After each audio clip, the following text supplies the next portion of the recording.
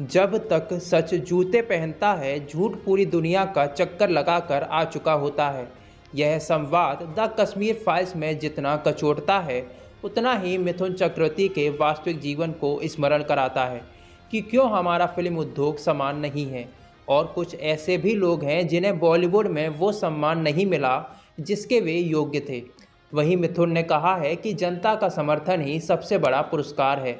मिथुन चक्रवर्ती बॉलीवुड के सुपरस्टार्स से ठुकराए जाने के बाद भी बॉलीवुड के सबसे लोकप्रिय सितारों में से एक बने रहे हैं, यानी जनता के स्टार बने रहे। 1980 के दशक के अंत में देश राजनीतिक उथल पुथल से जूझ रहा था और बॉलीवुड भी।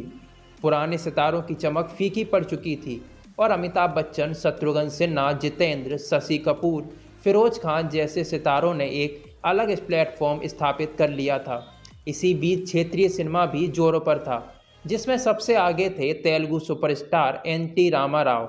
लेकिन इसी बीच एक ऐसे व्यक्ति की एंट्री होती है जिसे वैभव और समृद्धि से बिल्कुल भी लगाव नहीं था। मिथुन सिनेमा में क्रांति लाने के लिए आए थे।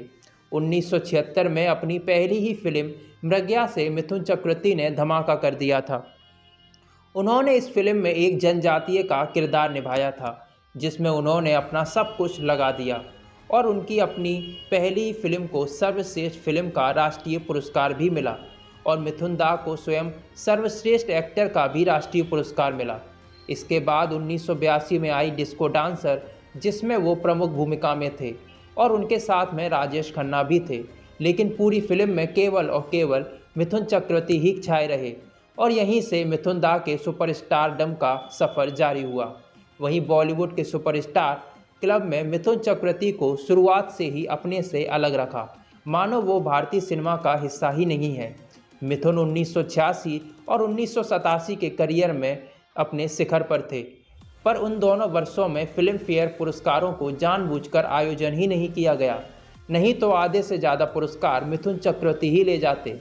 जो कभी सुशांत सिंह राजपूत, कार्तिक आर्यन और यहाँ तक कि अजय देवगन और विक्की कौशल के साथ होता था, उस समय उससे भी बुरा भेदभाव मिथुन चक्रवर्ती के साथ हुआ था। परंतु उन्हें इससे बिल्कुल भी अंतर नहीं पड़ा, क्योंकि उनके पास लोगों का प्यार था और इसी के बल पर उन्होंने अगले कई वर्षों तक भारतीय सिनेमा पर राज किया। उनका कद ऐसा था कि मणिरत्नम उन्हें अपनी बहुचर्चित फिल्म इरुवर में लेना चाहते थे, लेकिन उन्होंने अपने बाल कटवाने से मना कर दिया और बाद में यही रोल मोहनलाल को मिल गया।